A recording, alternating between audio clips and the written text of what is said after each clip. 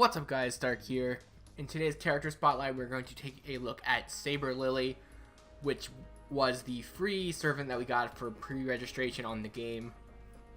I probably should have talked about her first, but you know, I came up with the idea for this a little bit late and I wanted to talk about Gilgamesh because he was currently out.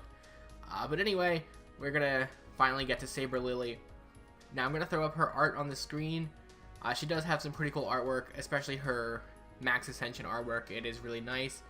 Unfortunately, Saber Lily is not really that good. She is a Saber class, so she will be strong against Lancers and weak against Archers.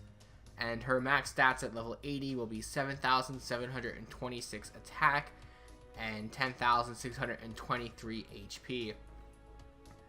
Now for a 4-star character, that's okay, and you know, she's a pre-registration character, so you can't expect anything too crazy from her, but she is a character you get for free at the beginning, so she'll probably have a little bit of use in the beginning if you do have her, but she doesn't really hold up very well over the course of time.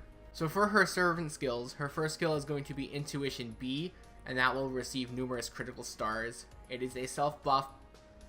At maximum level you get 14, so it's not really anything crazy, but I guess it's something. Her second skill is Mana Burst A, which will increase Buster card effectiveness for 1 turn. Yeah, this is pretty solid.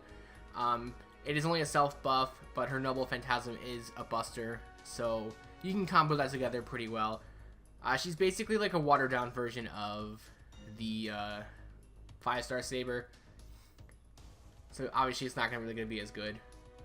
But her final skill is called Journey of the Flowers EX, and that's going to increase Noble Phantasm gain of all allies for 3 turns.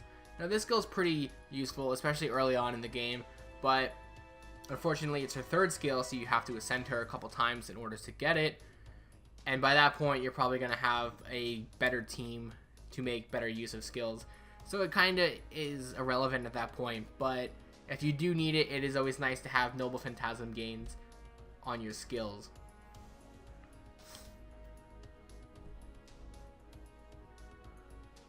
So next up, I'm going to talk about her Ascension Materials and her Skill Enhancement Materials, and I will throw up her Ascension Material picture on the screen right now. She doesn't need a whole lot outside of the pieces and monuments. You should probably get all of those pretty quickly by farming for other more, rare items. And then I'm going to throw up her Skill Enhancement Materials now as well. Again, pretty standard setup for Sabers. I don't really see anything too crazy for this one. I don't think any characters really have anything crazy, but those are her Skill Enhancement Materials. So next up we'll talk about her Craft Essence, and you get this by getting her bond to level 10, and while equipped to her it will increase the attack of all allies by 10%, and it will increase the critical star drop rate by 10% while in the field. So this is a pretty solid Craft Essence. It's called Voyage of the Flowers. I don't think I actually said the name of it, but it is actually a pretty solid Craft Essence to use. So it's got some nice artwork as well.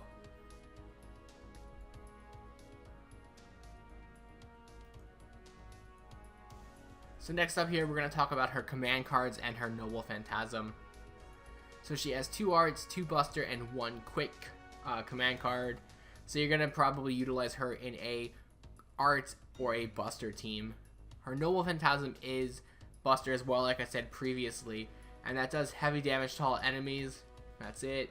It does some pretty solid damage. If you overcharge it, it'll go up to 600%.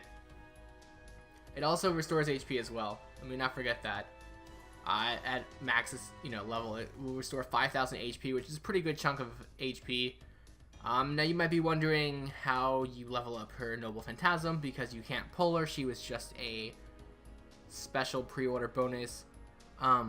In the Japanese version there is a crossover event called Saber Wars, which was a crossover with Star Wars, and in that, I believe it was that event, that's how you would be able to get more Saber Lily copies.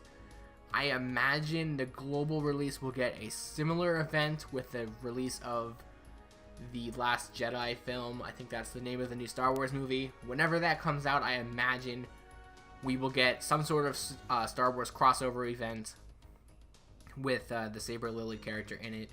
And you would do that to get her character like extra copies so you can level up her Noble Phantasm. But that's just speculation. A lot could happen between now and then.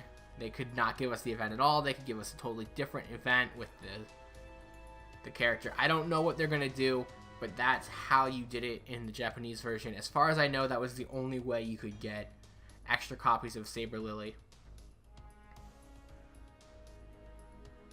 So that's pretty much it for this, guys. I know it was kind of a short video. There's not really a whole lot to talk about with her. I just wanted to kind of get that out there. And I will be doing Lancelot tomorrow. And I hope you guys enjoy this video.